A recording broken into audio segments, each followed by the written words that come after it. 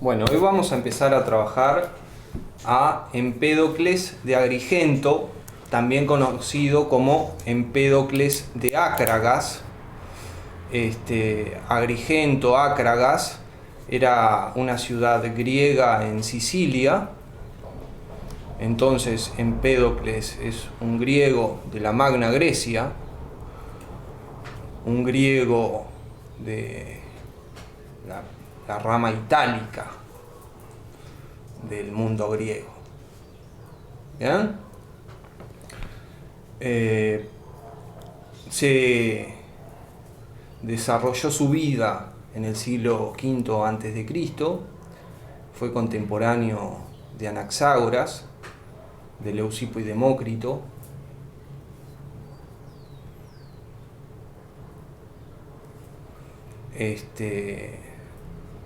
Se sostiene como dato que fue pitagórico en algún momento de su vida, aunque después fue un pensador original,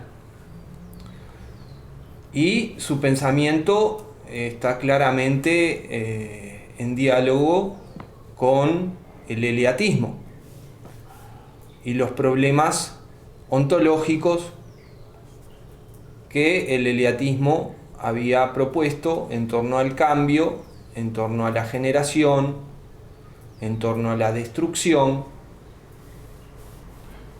en torno a la multiplicidad, etc. Personalmente, en Empédocles encuentro una reivindicación de Heráclito. Y esto no lo encontré en la bibliografía que usé para estudiar Empédocles. Es algo que yo pensé por mí mismo. La bibliografía que estudié para preparar a Empédocles fue básicamente Kirk, Raven y Schofield. Después el comentario y la traducción de Alberto Bernabé. Y después la introducción, el comentario y la traducción de Ernesto Lacroce en el tomo 2 de Gredos de la colección Los filósofos presocráticos. ¿Bien?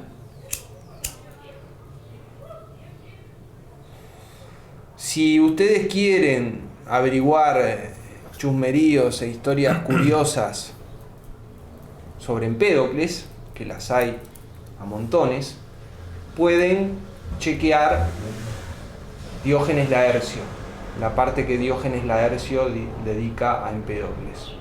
No tienen interés para nosotros. De su producción escrita conocemos fragmentos de dos obras.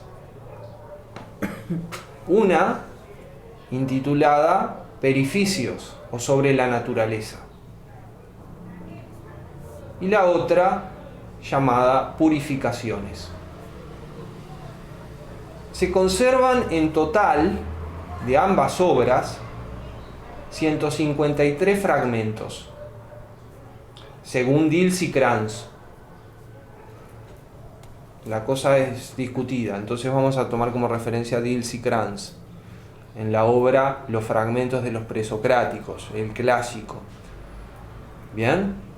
Que es el que establece la numeración de los fragmentos de los presocráticos, de hecho, Diels y Krantz, en esta obra magna de la filología clásica sobre los griegos. Entonces decía que de estas obras se conservan 153 fragmentos. Un problema que surge es qué fragmentos pertenecen a qué obras. Y es un puzzle sin solución, digamos. Hay un conjunto de fragmentos que no se sabe bien a cuál de las dos obras pertenece, mientras que de otros fragmentos sí se sabe bien que pertenecen o bien a Perificios sobre la naturaleza o Purificaciones, Hoy vamos a tratar de trabajar ambas obras. Los fragmentos de sobre la naturaleza o acerca de la naturaleza son desde el B1 al B111.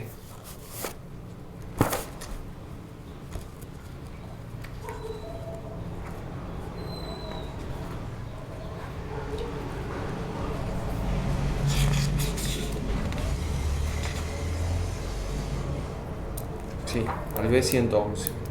Y los fragmentos, lo tenía mal anotado, y los fragmentos pertenecientes a las purificaciones, a la obra Purificaciones, según Diels y Krantz, son los fragmentos que van desde el B112 al B153.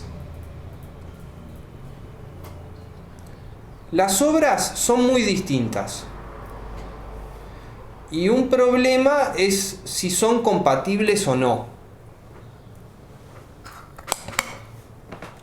Acerca de la naturaleza y Purificaciones son obras muy distintas y uno de los problemas es si en el fondo son compatibles o no. Y entonces surge la cuestión de si Empédocles las produjo en la misma etapa de su pensamiento o si responden a etapas distintas de su pensamiento y de su vida, de hecho, o si eventualmente pertenecen a la misma etapa de pensamiento de Empédocles, pero Empédocles no se dio cuenta que no eran compatibles estas dos líneas de pensamiento, la de sobre la naturaleza y la de las purificaciones. En fin, está ese problema.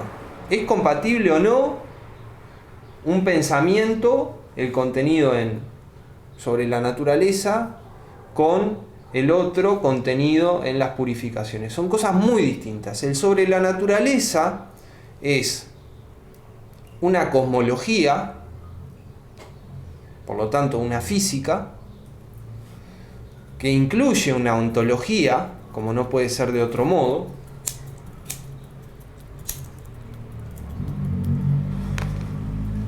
pero que además es una física en el sentido total de la palabra, porque nada de lo que pertenece a la fisis, por así decirlo, queda afuera del acerca de la naturaleza de Empédocles.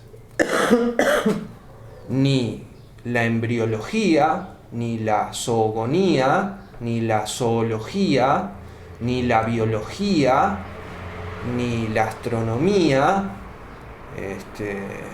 ni la meteorología, o sea, nada de lo que pertenece a la física queda afuera del acerca de la naturaleza de Empédocles. Entonces es una obra sumamente pretenciosa, sumamente ambiciosa. Conservamos muy poco de ella. Y nosotros vamos a estudiar en acerca de la naturaleza la ontología y la cosmología, que es lo más fundamental. Pero, como les decía, en acerca de la naturaleza de Empédocles hay astronomía, primero, cosmología, física, obviamente, si hay cosmología hay física. Pero después están las físicas particulares, por ejemplo, la meteorología, la astronomía, la biología. Dentro de la biología, la embriología, o sea, cómo se gestan los seres vivos. También la zoogonía, la zoología. No dejaban nada de la fisis afuera, del acerca de la naturaleza de Empédocles, de acuerdo a lo que nos llegó. Que nos llegó muy poco. Porque esta obra tiene unas ambiciones que demandan un tamaño grande. En fin, bueno, ese más o menos es el tema de la obra acerca de la naturaleza. La obra Purificaciones es una obra, en el fondo, ético-religiosa.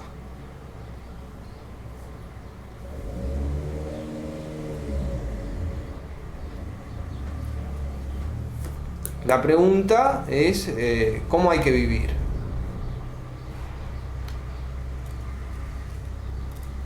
¿Cómo se debe vivir? Bien.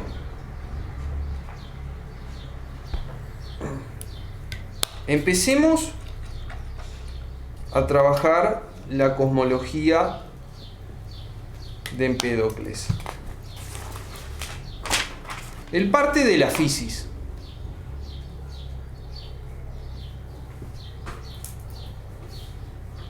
Y en la fisis tenemos todas las cosas, como esta silla, este árbol, este hombre, etc. Tenemos todas las cosas sensibles materiales, ¿verdad? Bueno, una tesis fundamental de la cosmología de Empédocles es que las raíces de todas las cosas son Zeus, Hera, Aidoneo y Nestis. Estas cuatro cosas son las formas primigenias de la materia, que son raíces de todas las cosas. Zeus es el fuego, Hera es la tierra, Nestis es el agua, Aidoneo es el aire. Entonces, Empédocles dice, las raíces de la fisis son el fuego, el aire, la tierra y el agua. ¿Y qué significa esto? Que la fisis básicamente es una mezcla de estas cosas.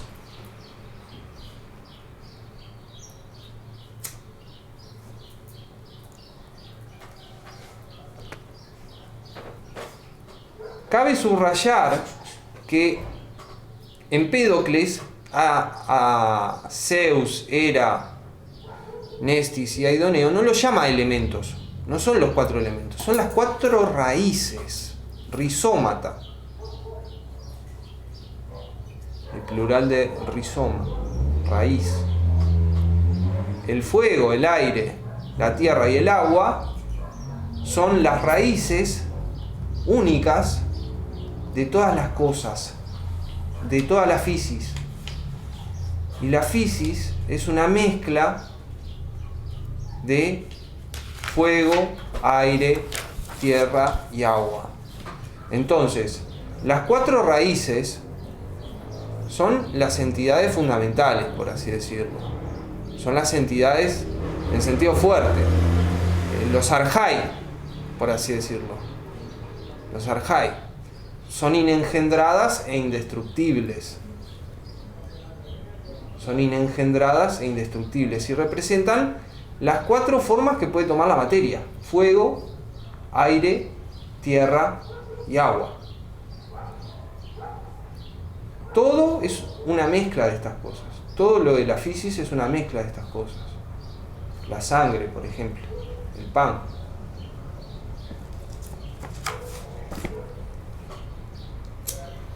Los huesos.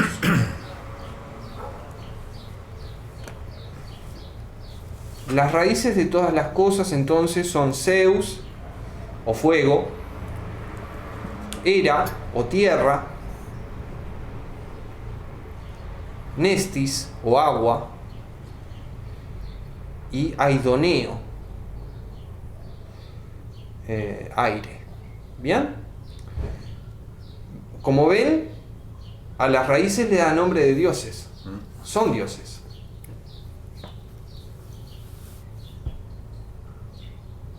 Son dioses. Esto conecta con que su canto es acerca de los dioses.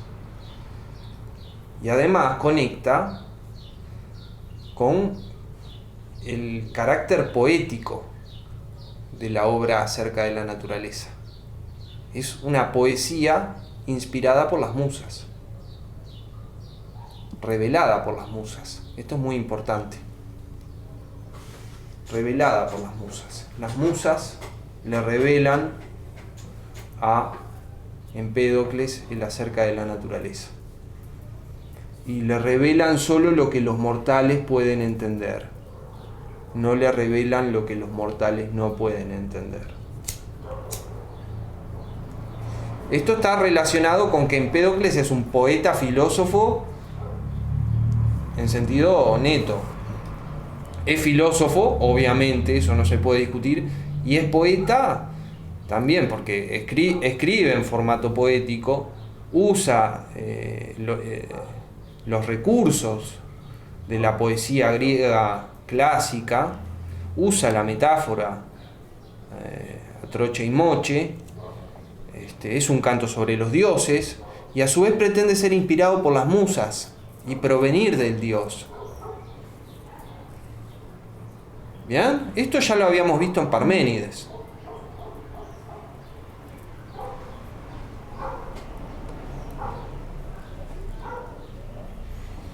Entonces estábamos con las 4 raíces.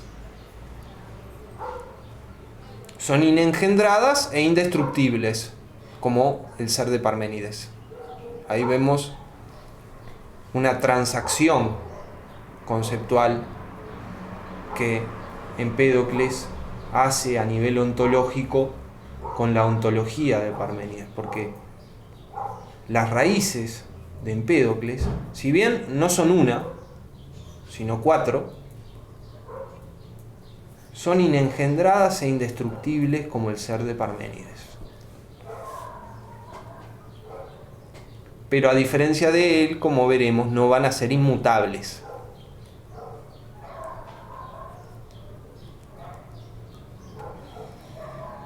Entonces, la ontología básica de la cosmología de Empédocles se compone de las 4 raíces: fuego, aire, agua, tierra. ¿Bien? Y todas las cosas son mezclas. Todas las cosas de la física son mezclas de estas cosas. ¿Bien?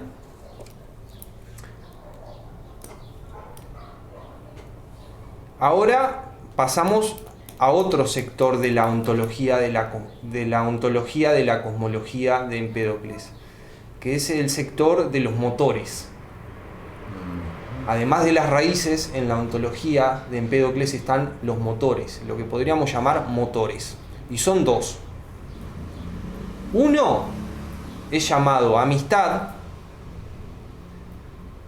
y también es llamado Afrodita y también es llamado armonía.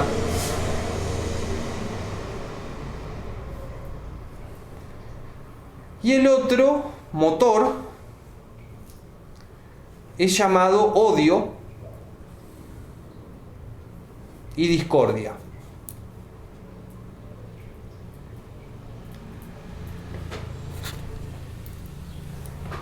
Estos motores tienen movimientos determinados asociados. En relación a las raíces, el amor mezcla las raíces de acuerdo a proporción. El odio separa a las raíces de acuerdo a proporción.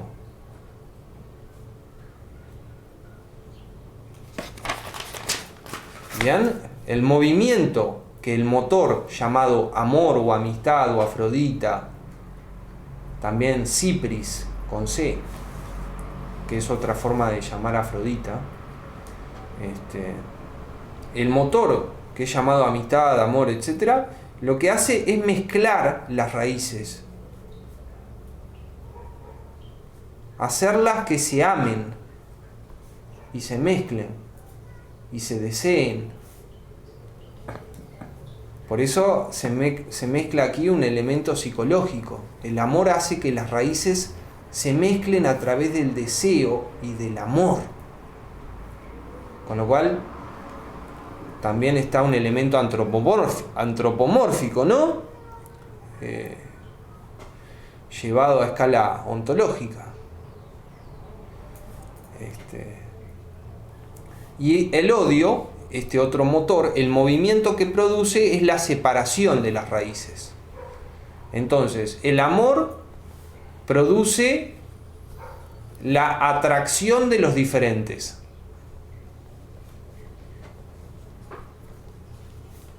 Y el odio produce la atracción de los semejantes. Lo semejante se va con lo semejante y se separa de lo desemejante en el odio. Y en el amor, lo desemejante se une y se mezcla, de acuerdo a proporción. La idea de proporción de la mezcla es fundamental. Toda cosa natural es una mezcla de las raíces en determinada proporción.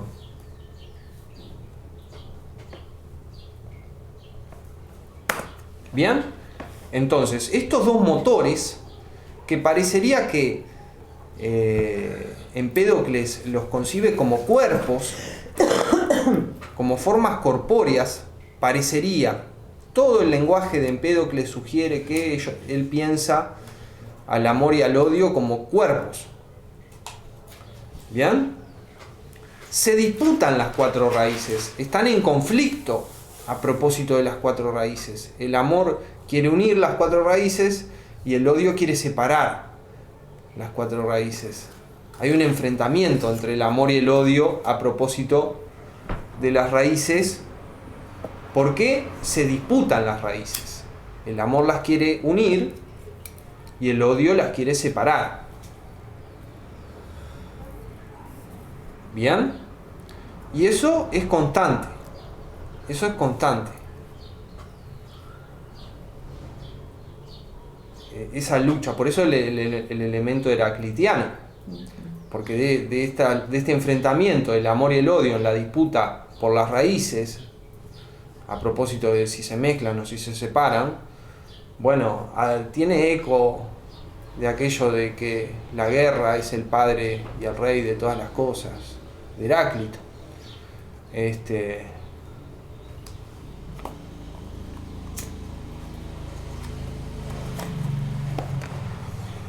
Entonces, ¿qué pasa? Dice Empédocles. Y ahora pasamos de la ontología a la cosmología. Estábamos en la ontología de la cosmología. En la ontología de la cosmología tenemos, por un lado, como categorías, las raíces y por otro lado, los motores. Tanto las raíces como los motores son eternos, son inengendrados e indestructibles. Y por supuesto, las raíces tienen sus características propias y diferenciales, y los motores, obviamente, como ya vimos, también tienen sus características propias y diferenciales. ¿Bien? Entonces, ¿qué pasaba? Pasaba que el amor y el odio, Afrodita y discordia, se disputan las cuatro raíces. Luchan por las cuatro raíces. El amor intentando unirlas y mezclarlas, el odio tratando de desunirlas y separarlas. ¿Bien? Y esto es constante. Y ahora pasamos a la cosmología.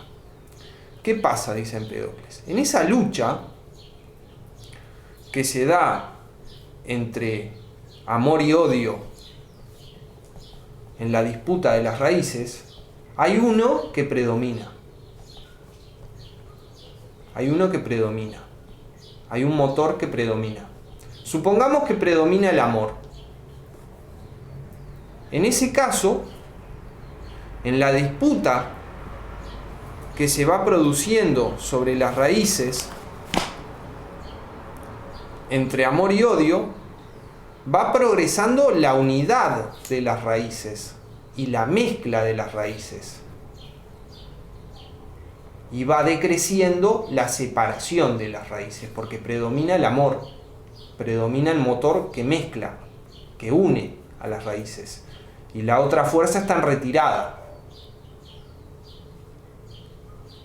va decreciendo la separación de las raíces, porque el amor está venciendo al odio en esa disputa por las raíces. Y ese ir venciendo al odio significa la progresiva unidad y mezcla de todas las raíces.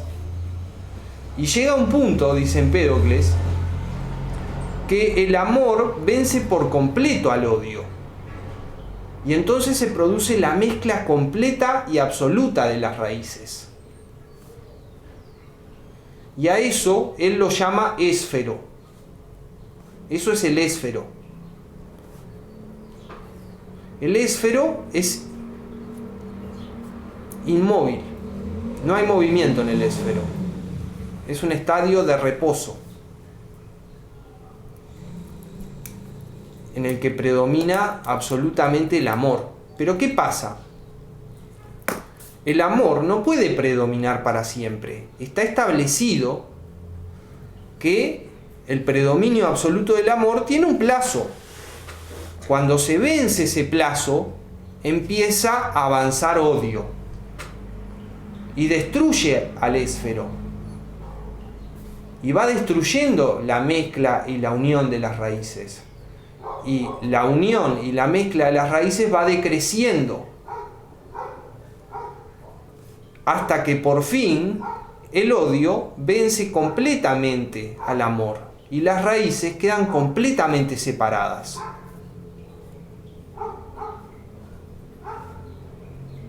¿Bien? Esto también es otro momento de reposo. Cuando las raíces están completamente separadas, hay reposo. Está totalmente separado fuego, aire, agua y tierra. Ahora, como pasaba con el reinado del amor, el reinado del odio no puede durar para siempre, tiene un plazo. Entonces, cumplido ese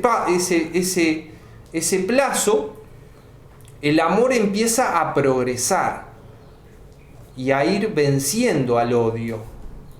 Y progresivamente va mezclando más y más a las raíces. Y así de nuevo llegamos al ésfero. Se cumple el plazo del ésfero y empieza a progresar el odio. Y llegamos a la separación de las 4 raíces. Y así ad infinitum.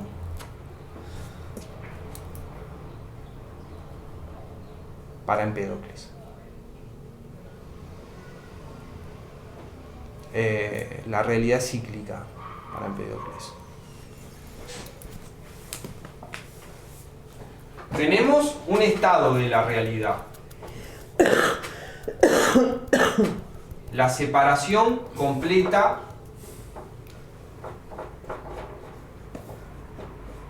de las 4 raíces. En la separación completa de las 4 raíces tenemos el predominio absoluto del odio. ¿Bien? Ahora, ese predominio absoluto del odio no puede durar para siempre, tiene un plazo fijado. Entonces, cuando se vence ese plazo, el predominio del odio empieza a decrecer, a decaer, y empieza a progresar y a avanzar el amor. Y ese progreso y ese avance significa que las raíces se van mezclando más y más y más y más. Y llega un punto en que el amor derrota completamente al odio. Y el resultado es la mezcla completa y absoluta de las 4 raíces. Y a eso Empédocles lo llama ésfero. Aquí se da el predominio absoluto del amor. Y esto obviamente nos recuerda a Parménides, ¿verdad? El ser esférico de Parménides. Ahora, este predominio absoluto del amor, en el que no hay cambio, hay reposo, como tampoco hay cambio en el predominio absoluto del odio, tiene un plazo fijado, no puede durar para siempre. Entonces, cuando se vence el plazo, empieza a predominar el odio y el amor a decrecer. se da este proceso en el cual el odio va venciendo y progresando sobre el amor. Y el resultado es la separación completa de las cuatro raíces. El predominio absoluto del odio. Pero el odio tiene un plazo. Y así, digamos, la realidad se mueve de forma cíclica. El cosmos, lo que llamamos cosmos, existe en este punto, o lo que llamamos fisis, lo que llamamos cosmos, existe en este punto, en esta transición de la separación completa de las raíces a la unión completa de las raíces, y existe en este otro proceso que va desde la unidad completa de las raíces a la separación completa de las raíces. Y bueno, acá se da el nacer y el perecer. Y aquí se da el nacer y el perecer. Esto no nace ni perece. Pero aquí es donde aparecen cosas como nosotros, por ejemplo. Y ese nacer es la mezcla de las raíces y el perecer es la separación de las raíces. Por eso, en cierto sentido, nada nace ni perece. Y nada se dice de que Cosmos 1 sea igual a Cosmos 2. Bueno, son distintos. tú estás planteando la posibilidad del eterno retorno de lo mismo en la ontología de Empédocles. Yo te diría que esto y esto siempre se van a repetir, pero que lo que pase aquí siempre se repita igual y lo que pase aquí siempre se repita igual, por lo menos en lo que queda de Empédocles, es un problema abierto.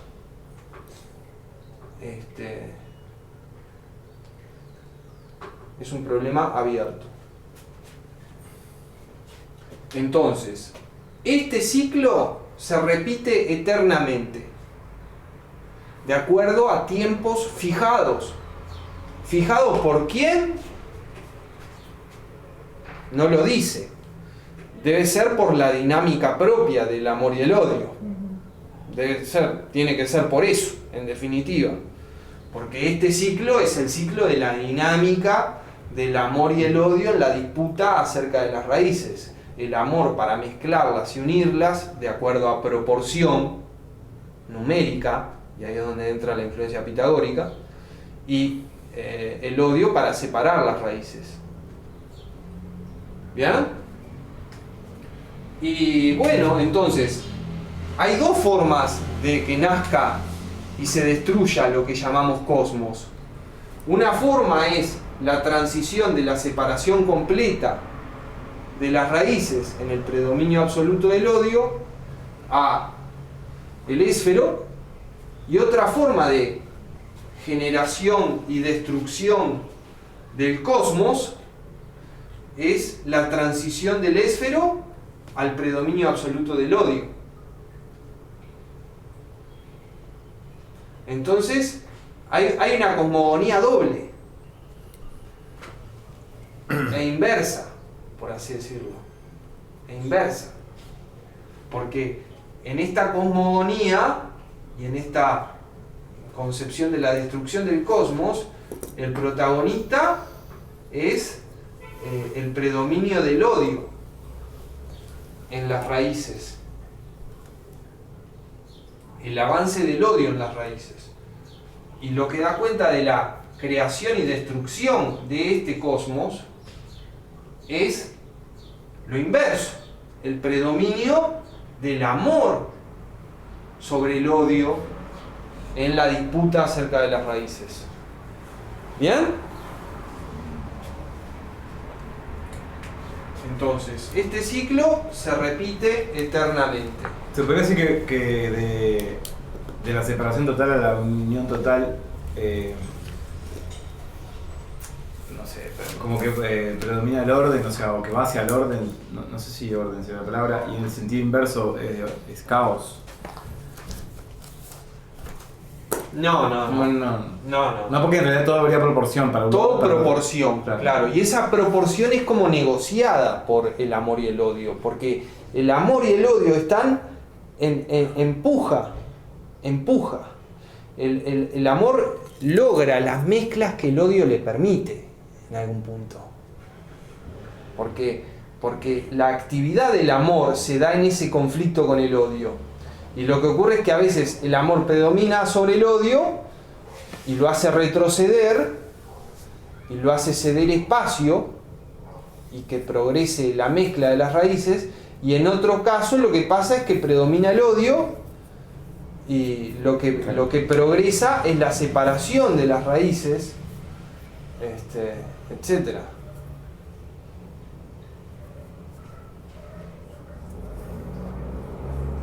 No sé si te respondí. Sí, sí. Planteame la pregunta de nuevo. No, está bien.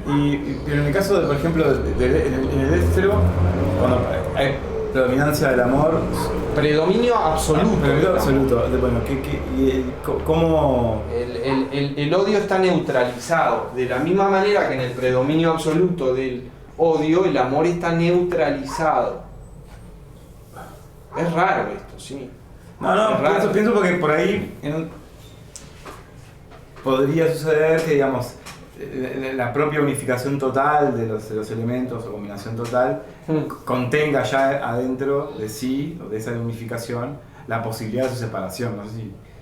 Como para que en el momento aparezca de vuelta el odio, porque si no es como que se retira. Es una dinámica interna del odio y el amor. En el predominio absoluto del amor llega un punto en el que el amor se agota. Y eso hace crecer al odio.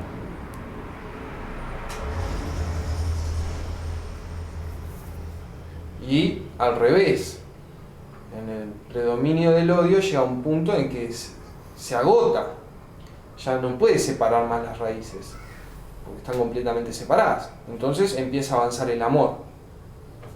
Y esto es muy especulativo y digno del origen que Empédocles le asigna, ¿no? Un origen divino. ¿Esto cómo llegó a esto? Bueno, él dice, bueno, la musa es la que me inspira este logos. Tampoco hay un inicio para esta secuencia. No, claro, porque son eternas. Siempre es fácil. Todos los actores son eternos.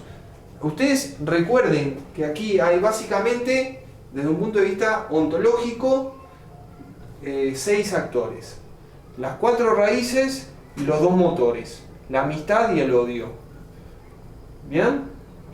Entonces, la dinámica de este ciclo es la dinámica dialéctica entre el amor y el odio en la disputa sobre las raíces y si se mezclan o se separan.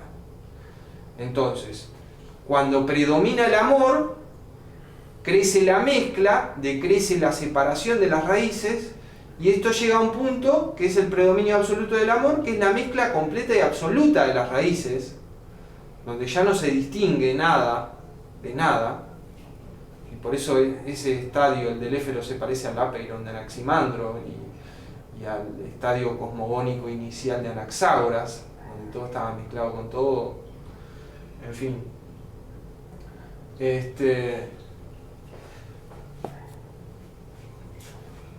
Pero bueno, esto tiene un plazo. Todo tiene un plazo. Este proceso tiene un plazo. Este proceso tiene un plazo. Este estado tiene un plazo. Este estado tiene un plazo. O sea, el estado de la separación completa de las raíces por el predominio absoluto del odio tiene un plazo. El estado del éfero tiene un plazo. Y el proceso que va de uno a otro, ya sea por un camino o por el inverso, también tiene un plazo. Y todo eso está fijado. Y en esa rueda se da la realidad.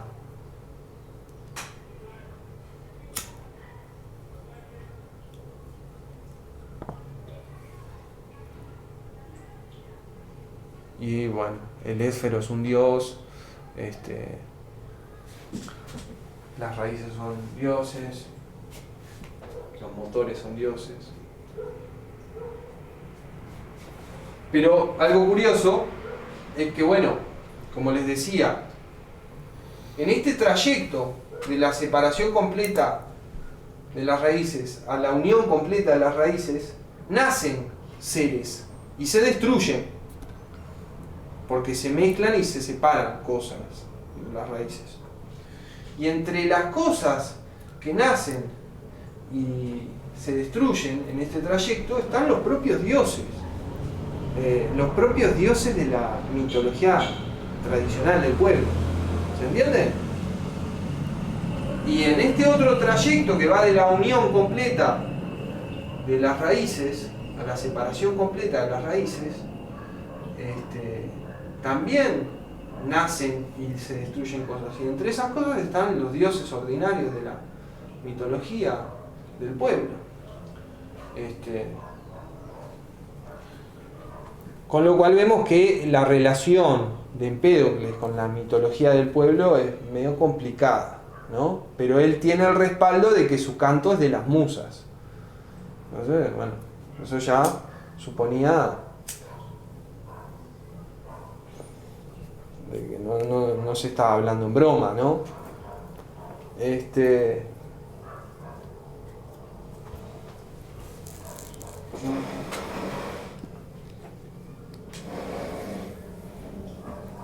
Bueno, esto es lo fundamental de la cosmología y la ontología de Empédocles. ¿Bien? Él después, acá en la descripción de esto y de esto, se preocupa por dar cuenta de detalles. Pero a nosotros esos detalles no nos interesan demasiado. Porque es muy oscuro también, es muy oscuro. Muy oscuro. ¿Ustedes leyeron a Empédocles antes de venir? ¿Sí? ¿Estás de acuerdo con lo que presenté? Sí. Me acuerdo que al Éfero no le llamaba, ¿quién le llamaba? ¿Dios feliz? Aristóteles, ¿verdad? Aristóteles, sí.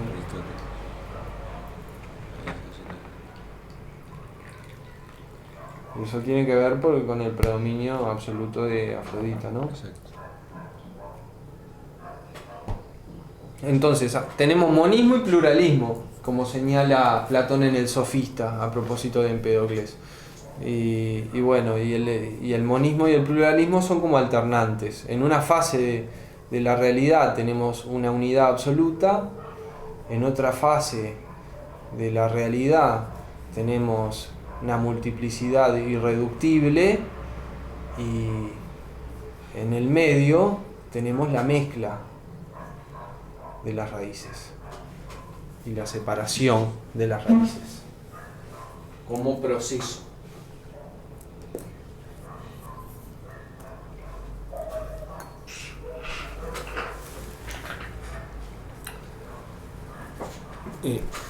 Sí. Anteriormente dijiste que ahí no son inmutables las raíces, pero ¿es que las raíces en sí son inmutables?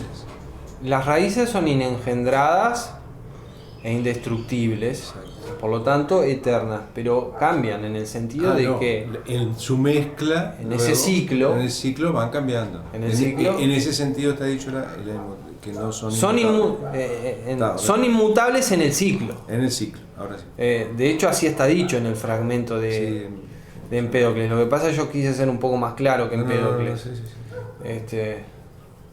Quizá no debí cometer ese. No, perfecto. Pero en fin.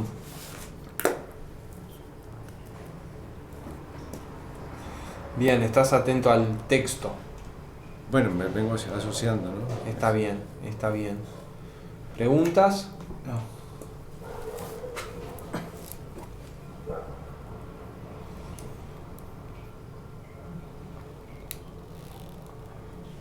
Bueno, entonces, con respecto a la cosmología y la física de de Empédocles. Primero, tenemos una ontología, donde tenemos 4 arjai, que son las 4 raíces de todas las cosas, que son Zeus, Hera, Nestis y Aidoneo. O sea, fuego, tierra, agua, Nestis, y aire, Aidoneo.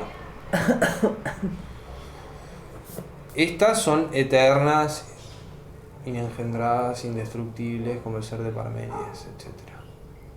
Además, tenemos los motores, porque claro, la fisis es móvil, hay motor, si hay movimiento. Las raíces por sí mismas no se mueven, son movidas por los motores. Los motores son el amor y el odio. El amor mezcla las raíces según proporción y el odio las separa. ¿Bien? Entonces, la situación constante de las raíces es que son disputadas por el odio y el amor. El odio tratando de separarlas y el amor tratando de mezclarlas. Ahora, en este enfrentamiento, que en definitiva es el motor del ciclo, predomina una de las fuerzas, uno de los motores. Cuando predomina el amor, ¿qué significa? Significa el avance de la unidad de los diferentes, el avance de la mezcla de las raíces y el decrecimiento de la separación de las raíces por el propio decrecimiento de la presencia del odio en las raíces.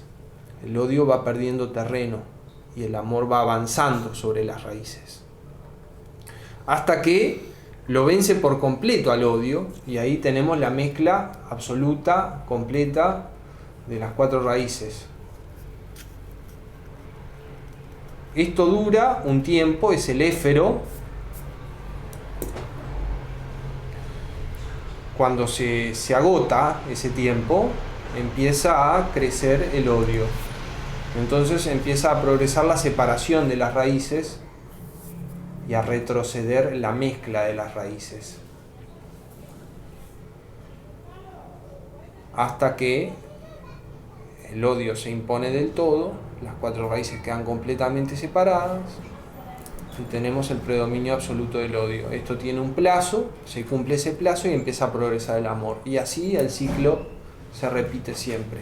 En los polos, este ciclo tiene 2 polos: el polo de separación absoluta de las raíces y el polo de unidad absoluta de las raíces, el polo pluralista y el polo monista. En los polos siempre hay lo mismo en el ciclo, pero queda abierta la pregunta de si esto siempre se repite tal como se da alguna vez o no. En fin, si siempre fuera igual, no tendría mucho sentido hablar de ciclo que se repite, me parece.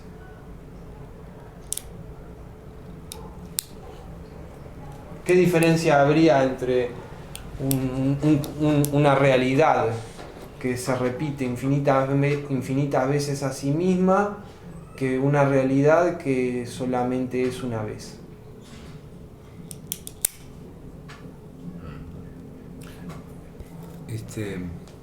Estoy planteando una objeción ontológica a la idea misma de eterno retorno de lo mismo. Soy consciente de eso, pero me parece que tiene sentido la objeción. No le da nombre a la... O sea, ¿qué diferencia hay entre que ocurra infinitas veces lo mismo a que ocurra una vez?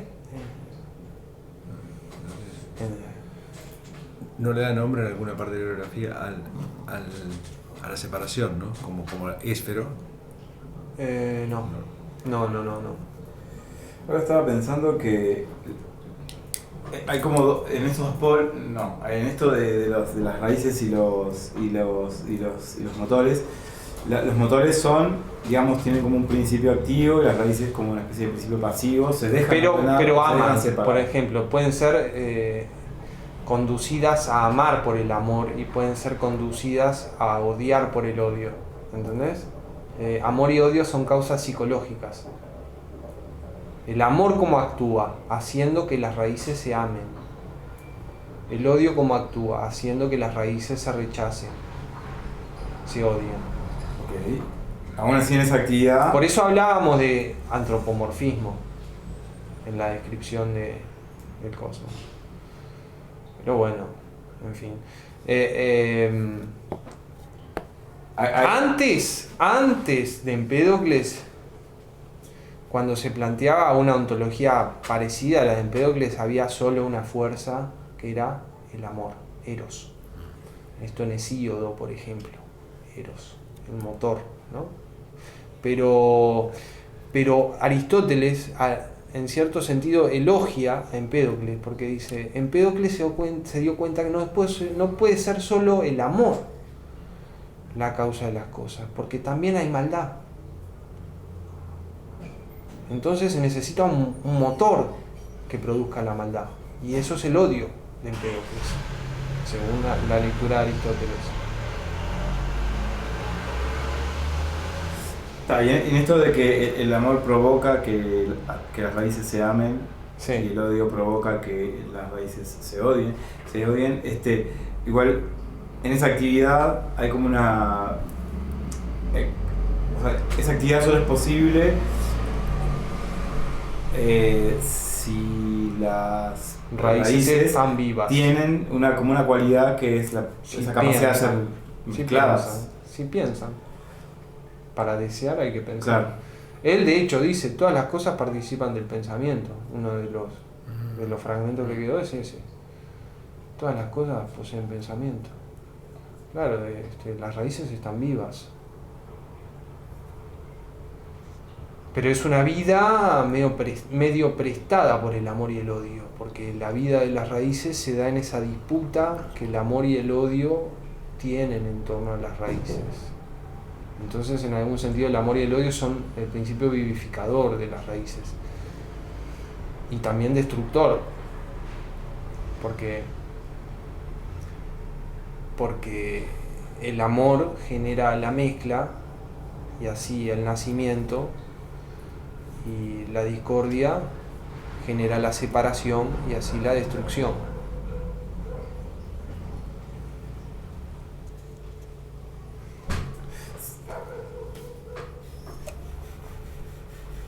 Tengan presente la idea de proporción en la mezcla, y la idea de que aquí tenemos la mezcla completa y absoluta.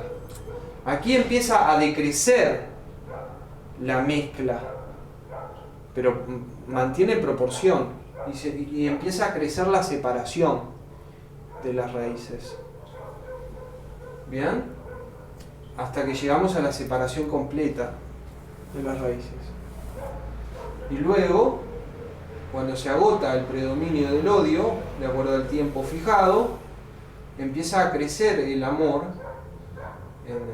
en su lucha con el odio respecto de las raíces, y empieza a progresar la mezcla de acuerdo a proporción, ¿bien?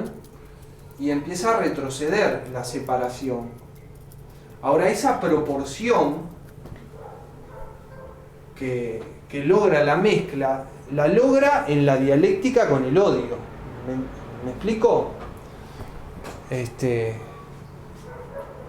este trayecto tenemos el predominio del amor sobre el odio, pero no un predominio absoluto. Solo en el éfero tenemos el predominio absoluto del amor sobre el odio.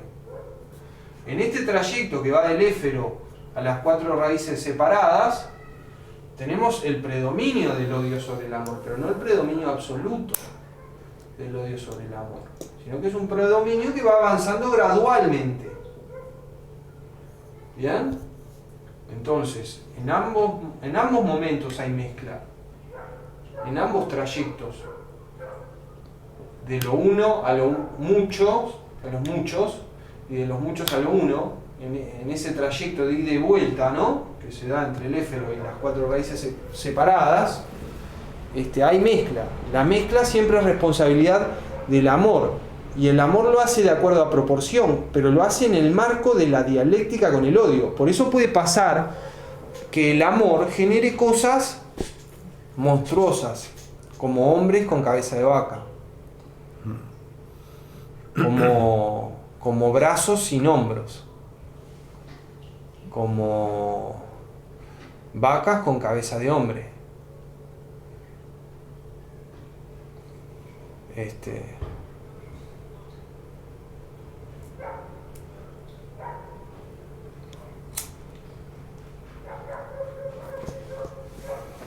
Y si nos ponemos a teorizar, y esto es teorizar sobre Empédocles, no es interpretar Empédocles, aquí tendríamos el equilibrio de las fuerzas, amor y odio, y aquí tendríamos el equilibrio de las fuerzas de amor y odio.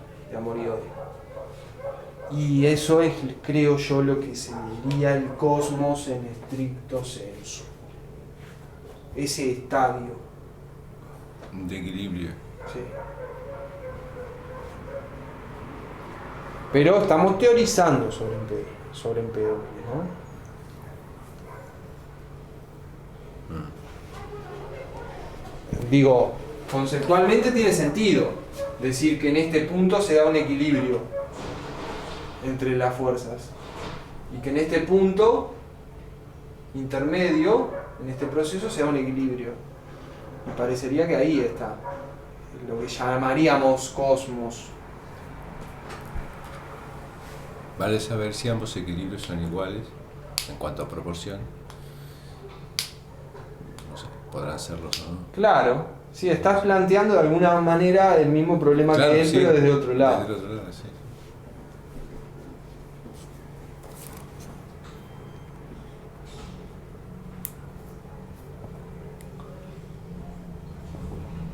¿Bien? Bueno, entonces, presentada la cosmología y la ontología acerca de la naturaleza, pasemos ahora a hablar de las purificaciones. Bueno, según las purificaciones, hubo un estado primigenio de la humanidad en el que reinaba Cipris, Afrodita.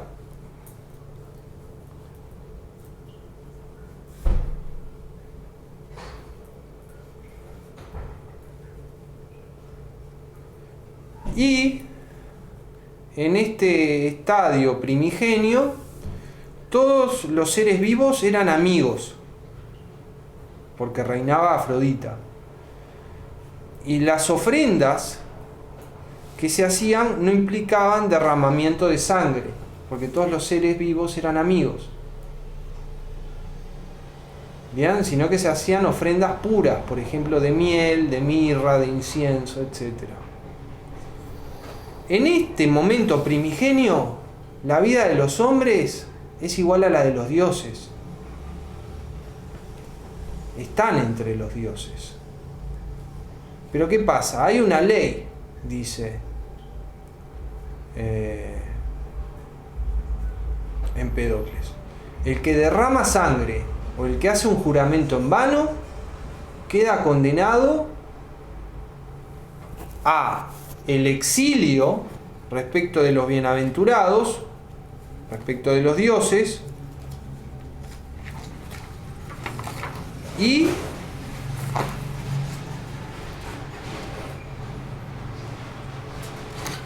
entrar en una rueda de reencarnaciones en las que pasa del estado divino a un estado miserable. Pasa, por ejemplo, a ser un pez, o a ser una planta, o a ser un hombre. Bien, se da la caída. Está esta ley de que no se puede emitir juramento vano ni derramar sangre. ¿Qué pasa? Algunos hombres derraman sangre, juran en vano y caen. Y entran en esta rueda de reencarnaciones, que es el exilio respecto de los dioses.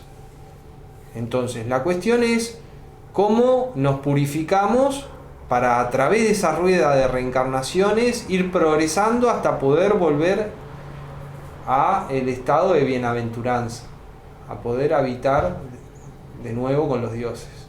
Bueno, una de las claves para eso es el vegetarianismo, dice Empédocles. No derramar sangre. No derramar sangre. no comer carne, ¿no? Se desprende.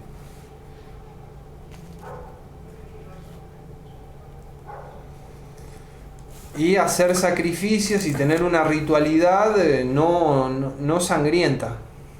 No sangrienta, justamente.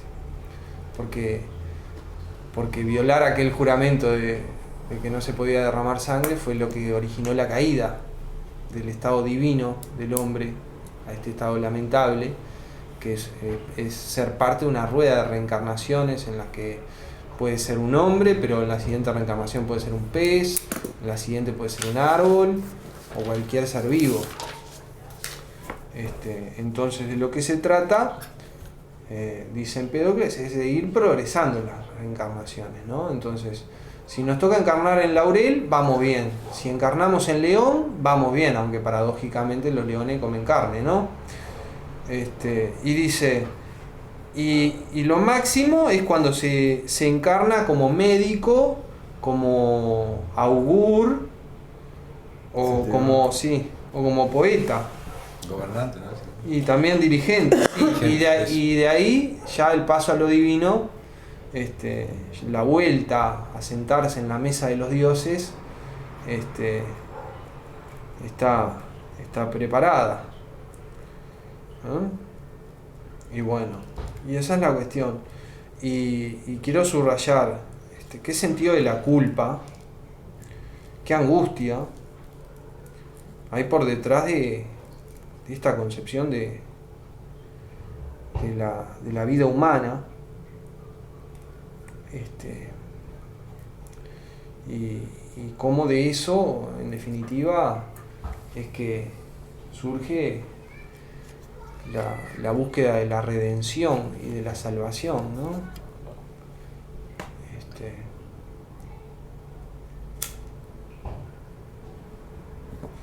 ¿Qué pasa?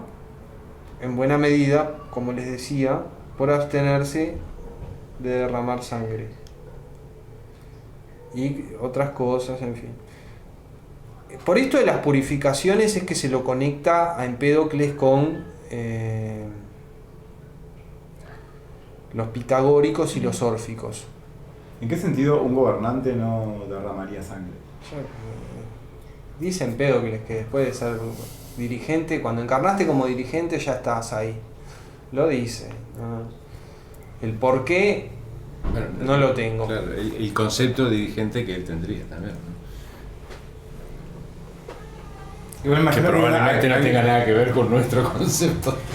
No seguro, pero hay también como una cierta noción jerárquica, ¿no? de las especies, por decirlo así. Capaz que no hay nociones de especie, pero si avanzás de un laurel a un león y de un león a un dirigente, hay una relación jerárquica uno a otro. Uno es mejor que el anterior. Sí. Sí. Pero a la vez, encarnar como león es mejor que encarnar como perro, pongámosle. Claro, pero es como entre perro y león hay una relación de superación, sí. Y se queda también de jerarquía moral, porque el problema es purificarse moralmente. Es tal cual. Entonces, en las purificaciones ustedes tienen que tener presente como esquema general, bueno, un estado primigenio donde reinaba Afrodita y bueno, todos estaban unidos por lazos de amistad. No había derramamiento de sangre. Ahora, en ese estado primigenio había una ley establecida, que el derramamiento de sangre y el juramento vano significaban la pena del exilio respecto de esa forma de vida divina, originaria, la expulsión del paraíso. Claro, para caer en una rueda de reencarnaciones, en la cual uno puede pasar por todas las formas de ser vivo.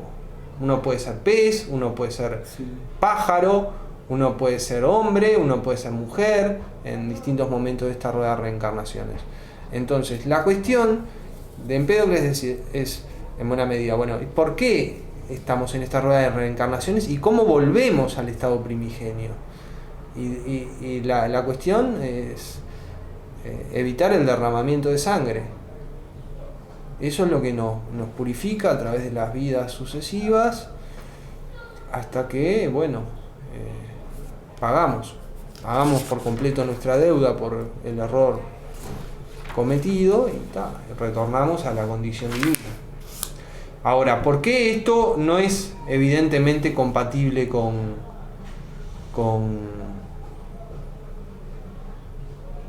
o por qué podría parecer incompatible con el acerca de la naturaleza? Porque en qué, o sea, Porque- tendrá que pasar eso solamente en Porque, dos para etapas. empezar, aquello de lo que se nos habla en las purificaciones es lineal, Hola, buenas noches. Buenas.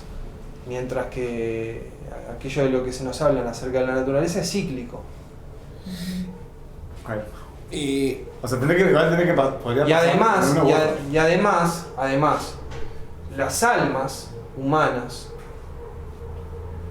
en las purificaciones son eternas, pero aquí no. Son criaturas de la mezcla de Afrodita, en su disputa en torno a las raíces con el odio. Entonces hay problemas aunque hay puntos de conexión, ¿no? Hay puntos de conexión, hay como núcleos conceptuales que se repiten. Por ejemplo, en purificaciones el estado primigenio es el estado de... Cero. Sí y no. Sí y no. haciendo una especie de analogía. Es el ¿no? predominio de la amistad. Sí. Es que Cipris, Afrodita, sea la rectora. Eso por un lado. Después, el odio fue lo que nos llevó al derramamiento de sangre y a la caída. Y después trabajosamente volver por la derecha, digamos, Por la amistad hacia la amistad de vuelta. hacia que es la condición bienaventurada, divina, etc. Entonces, en este hombre está la idea de que uno, como Psige, es un daimon, pero un daimon caído. Un daimon caído en una rueda de reencarnaciones, que puede retornar a su condición plena de daimon, identidad divina, pero tiene un costo, se tiene que purificar, se tiene que redimir a través de esa rueda de reencarnaciones. Y el punto de esa redención radica en buena medida en abstenerse de aquello que lo hizo caer en la rueda de reencarnaciones, en primer término, que es el derramamiento de sangre. Lo cual lleva al vegetarianismo, etc. Bueno, pero no son seres vivos también las plantas, surge el problema. Sí. Y dijo que tienen alma. Claro, o sea, O sea, tampoco es todo que bien, sí. tampoco es que cierre tanto. Yo lo veo como cosas análogas en distintas áreas. La fisis, como eso, de la fisis, y lo otro como una especie, en un macro esto, y esto último de purificación es como en un microcosmo más individual, ¿no? Es decir, donde uno va haciendo también ese ciclo, ¿no? Las almas van haciendo ese sí. ciclo. Me pareció entenderlo. A ver, uno puede pensar que él tuviera una determinada cosmología, él tuviera una determinada ética, y que para esa ética estableciera un escenario a nivel de relato para darle sustancia, pero no una sustancialidad efectiva, digamos. ¿Me explico? Sí. Pues es que es como una ficción teórica más que Sí. un Sí. evento. Sí, para darle respaldo a una ética. Pero es una hipótesis muy arriesgada, ¿no? Muy arriesgada. Y sería como un poco anacrónico pensar que este hombre podía pensar con esa complejidad.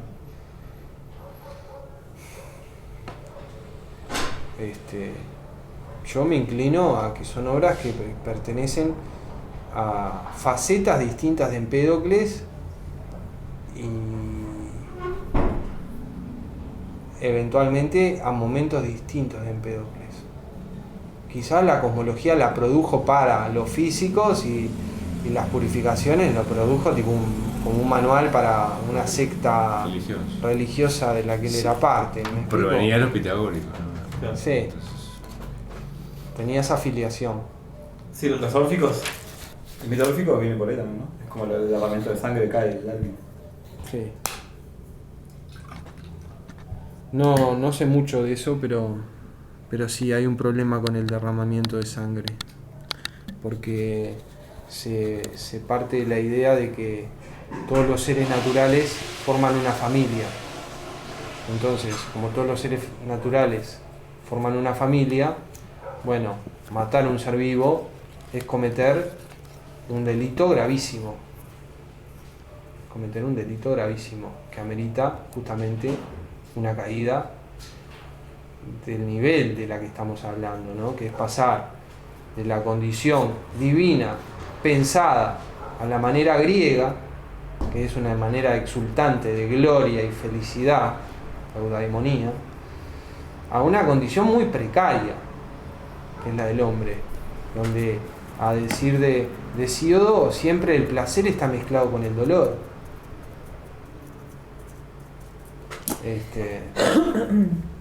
Nunca hay felicidad completa. Siempre el bien viene mezclado con el mal en la condición mortal.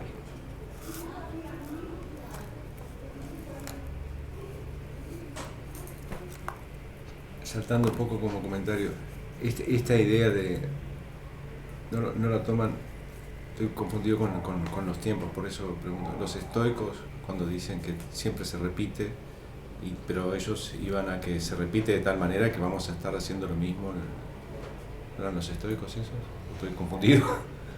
Bueno, los pitagóricos, al parecer, se afiliaban a la idea del eterno retorno de lo mismo. Que yo sepa, los estoicos, no, pero eso no quiere decir nada. Eso no quiere decir nada porque de los estoicos es muy poco. Me suena ahí, pero no importa eso. Sí, que hay como un ciclo. Como un ciclo, pero la diferencia es que siempre era igual. Ajá. Me suena de eso. Nietzsche. También. El eterno retorno.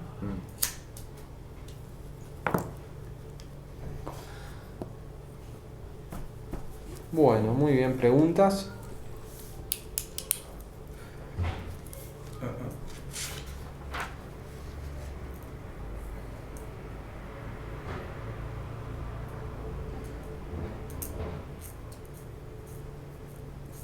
¿Vos te afiliás a que purificaciones es una etapa? Una faceta distinta. No. Yo digo que responde a una faceta distinta. Distinta. A una faceta distinta. Son cosas para cosas distintas, por así decirlo. No a una etapa de vida distinta, sino facetas. No, distintas. facetas. En principio diría facetas. Lo podés conciliar con la idea de etapas distintas también. Pueden ser facetas distintas en etapas distintas. Pueden ser facetas distintas en una misma etapa. Claro. Pero el núcleo de mi posición es que responden a facetas distintas, a búsquedas distintas, a objetivos distintos. El objetivo de las purificaciones es una ética, una forma de vida, reivindicar una forma de vida. El objetivo de la cerca de la naturaleza es constituir una física total, ¿no? Porque es física general, pero también física particular en todos sus niveles: astronomía, biología, embriología, zoogonía, zoología. Todo eso estaba dentro de la cerca de la naturaleza de Empédocles.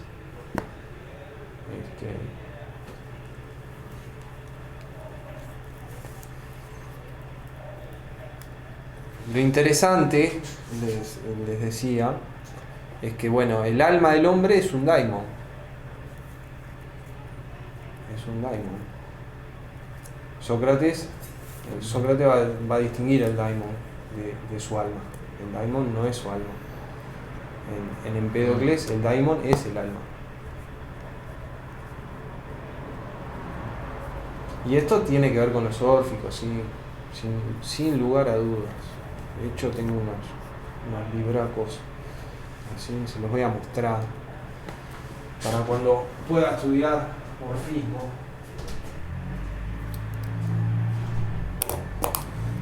¿Tienes una? Y 25, 20, 8. 25. Bueno. de Yo le ponía la aguja al medio. Dije, De Bernabé. Esto es Wow. la Biblia. ah, de Bernabé también.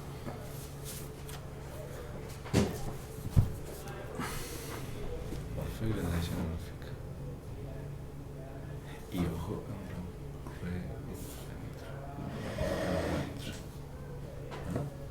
dos tomitos suculentos, ¿eh? Sí. Bernabé estudió mucho a los órficos, tiene bastante trabajo en eso. Pero yo no los he estudiado, los conozco indirectamente.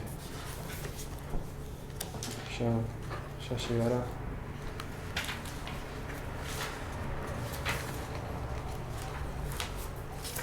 El índice está ahí. ¿Eh? El Al índice final. está ahí. Sí, pero Sí. este no. Se ve que el índice No, lo porque metió es- todo en uno ahí. Correcto. ¿De qué habla, por ejemplo? Decía algo. Les leo. La primera parte, Orfeo, de personaje del mito, autor literario. Orfeo, una biografía compleja. La música de Orfeo. Proemio, los medios humanos del arte sobrehumano. La palabra musical. Viajes de Orfeo. O sea, son los escritos